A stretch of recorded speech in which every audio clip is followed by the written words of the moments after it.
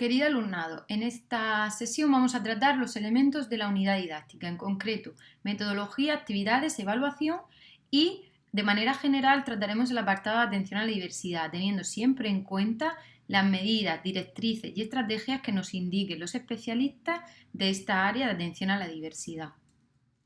Siempre debéis de tener en cuenta el muñeco amarillo para poder desarrollar la aplicación teórica en torno al trabajo práctico que es la configuración de vuestra unidad didáctica. En torno a la metodología, dentro de este apartado debemos incluir tanto los criterios metodológicos generales y específicos del área de ciencias sociales, el método didáctico o estrategia metodológica que guiará vuestra unidad, el organizador previo que hace referencia a un mapa conceptual o mapa visual donde se ve en un simple vistazo de manera genérica el concepto o objeto de estudio, es decir, el centro de interés o tema transversal y los contenidos que se desarrollan en torno a este. La secuencia didáctica, que hace referencia al conjunto de actividades secuenciadas y organizadas, la organización de los espacios y distribución de los tiempos, así como los agrupamientos. En primer lugar, dentro del apartado de metodología didáctica tendremos que incorporar los principios pedagógicos y orientaciones metodológicas de etapa que el Real Decreto 126/2014 estima. Simplemente tendremos que analizar todos ellos y concretar cuáles son los que se incluyen en el desarrollo de nuestra unidad didáctica e integrarlos.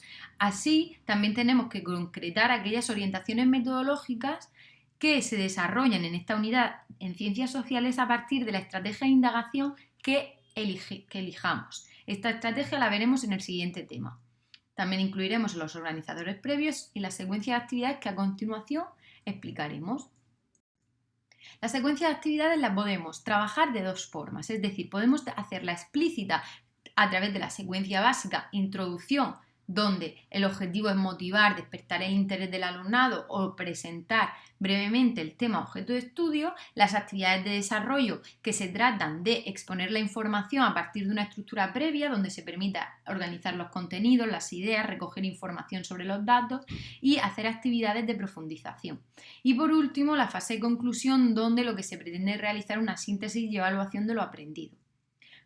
No obstante, otra fase que también se puede tener en cuenta en la secuencia de actividades en ciencias sociales es la secuencia didáctica que establece Granados y Pallés. Dentro de esta se establecen dos fases diferenciadas. En la fase de exploración lo que se permite es una evaluación inicial y una motivación previa, es decir, se plantea el tema de objeto de estudio, lo que pretendemos es conocer qué saben los alumnos y despertar el interés hacia esta temática objeto de estudio.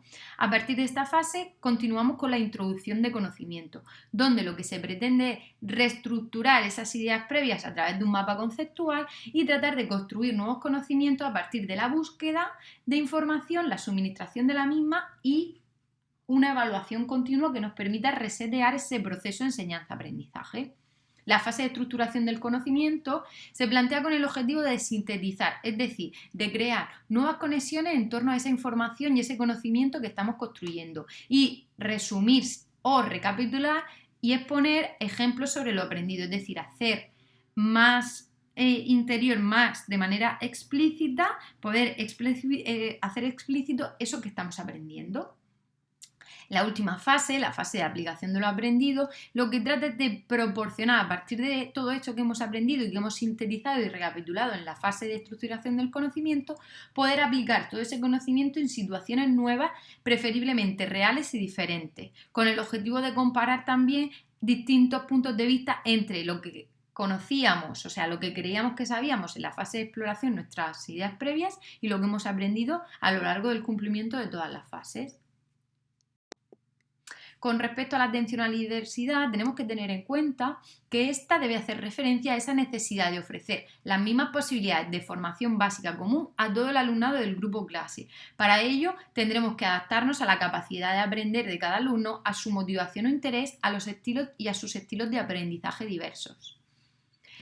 Por tanto, los maestros deben ajustar ese proceso de enseñanza-aprendizaje a las diferentes necesidades del alumnado, con el fin de facilitar recursos o estrategias variadas que permitan dar respuesta a cada una de las características de ellos. ¿Cómo se puede hacer esto? Pues empleando metodologías diversas, seleccionando actividades de aprendizaje diferenciadas, haciendo una previsión de adaptaciones del material didáctico, organizando grupos de trabajo flexibles y acelerando o desacelerando el ritmo de introducción de nuevos contenidos, organizándolos y secuenciándolos de forma distinta, dando prioridad a unos núcleos de contenido sobre otros o profundizando en unos y ampliando en otros.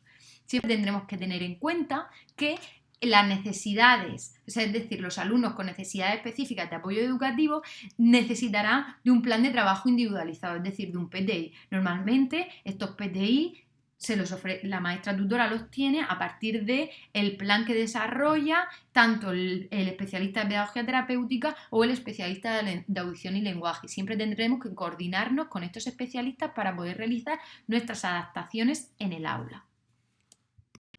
Si volvemos a la secuencia didáctica de Granados y Payet, esta nos va a permitir, dentro del apartado de actividades, secuenciar las actividades que vamos a desarrollar, es decir, desarrollar actividades que directamente estén cumpliendo con las fases de nuestra secuencia. ¿Qué deben de tener las actividades a continuación? Lo vamos a tratar. En concreto, si partimos de las orientaciones metodológicas que establece la LOMCE, toda actividad debería de partir de vocabulario y de los conocimientos previos del alumnado, buscando como finalidad la adquisición y el uso de vocabulario propio de las ciencias sociales. Además, las actividades deberán de relacionarse con los aprendizajes de la vida real, aprovechando los recursos del entorno próximo al alumnado.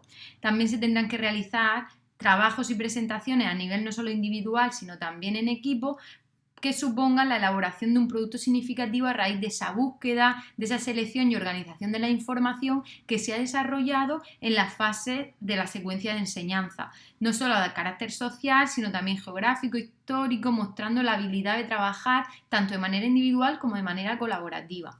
También tendremos que realizar actividades de exposición y debate previamente preparadas, donde se exponga aquello que han aprendido, utilizando siempre los contenidos propios del área.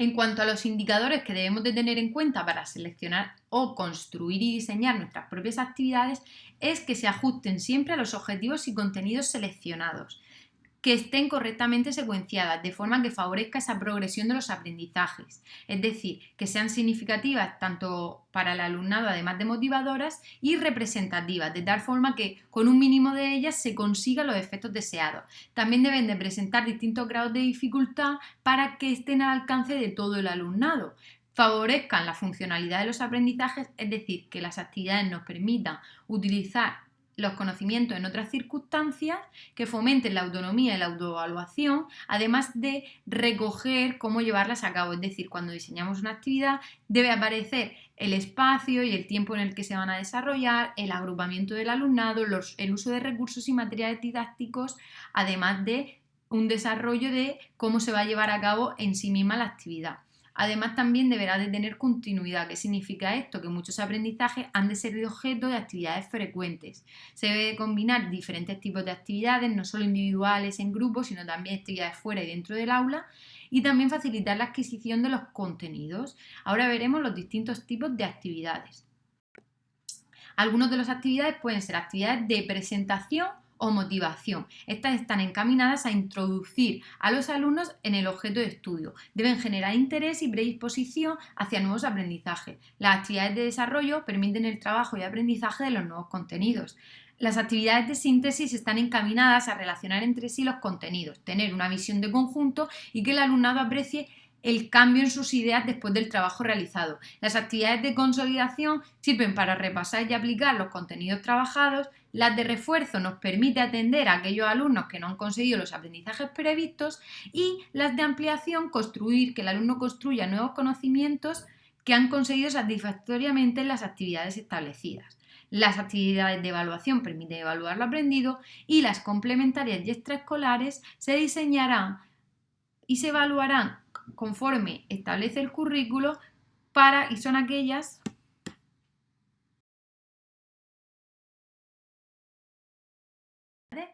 diseñadas y perfectamente evaluadas. por último, el último apartado es el apartado de la evaluación. La evaluación hace referencia a ese proceso de recogida de datos dentro del proceso de enseñanza-aprendizaje con el fin de reajustar nuestra intervención educativa de acuerdo a los resultados obtenidos. Es decir, nos permite hacer un check-in, un reajuste para ver cómo llevamos el proceso de aprendizaje y si estamos cumpliendo los objetivos de aprendizaje, y no solo los objetivos, sino que tenemos que partir de qué evaluar, es decir, los criterios de evaluación y los estándares de aprendizaje evaluables. La evaluación nos va a permitir dar información sobre qué evaluar, cómo, cuándo y dónde y a quién. La evaluación también nos tiene que dar, se sitúa en el núcleo del proceso de enseñanza-aprendizaje, como hemos dicho, y nos tiene que dar ese cambio en la evaluación que producirá los cambios en otras partes del proceso. Es decir, la evaluación no puede ser una evaluación final, sumativa, basada en un instrumento cerrado y objetivo, que puede ser, por ejemplo, una prueba a partir de un examen o un cuestionario, sino que la evaluación es mucho más que eso, es un reflejo del estilo de enseñanza y aprendizaje. Por tanto, una evaluación inicial nos va a permitir la observación del trabajo en el aula y el uso de técnicas cualitativas, y la evaluación continua o formativa nos va a condicionar el proceso de enseñanza-aprendizaje ligado al desarrollo de competencias clave y capacidades. A su vez, un enfoque de contenido que permite un cambio conceptual, no solo se van a ver criterios de evaluación que den respuesta a unos contenidos conceptuales, sino que también hará respuesta a los procedimentales y a los actitudinales, al desarrollo de esas competencias y capacidades, y también un cambio en la metodología.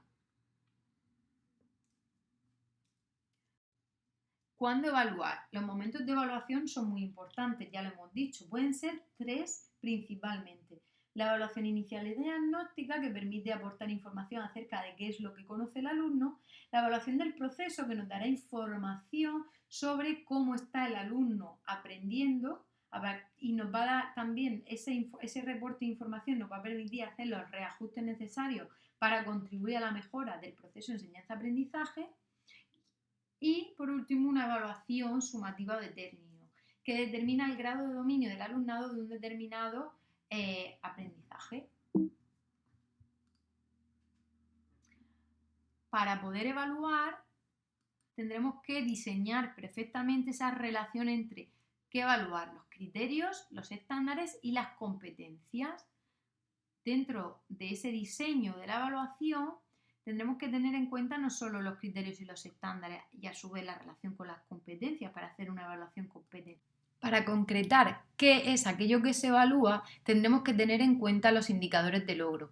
¿Qué son los indicadores de logro? Son ese grado de progresión de la adquisición del estándar de aprendizaje. Normalmente los indicadores de logro se desarrollan en una escala donde 1 es que el alumno no ha adquirido ese estándar y 5 es que lo ha adquirido con total predisposición. Si tenemos en cuenta este ejemplo, propone actuaciones de mejora diversas y diferentes, estudiando los pros y los contras de cada una de ellas y argumentando su elección, el indicador número 1 es que no propone actuaciones de mejora. Y a nivel de progresión, el 2 será que propone actuaciones de mejora no elaboradas, el 3 que propone actuaciones válidas y coherentes, y el 4 será que propone actuaciones de mejora estudiando los pros y los contras de cada una de ellas.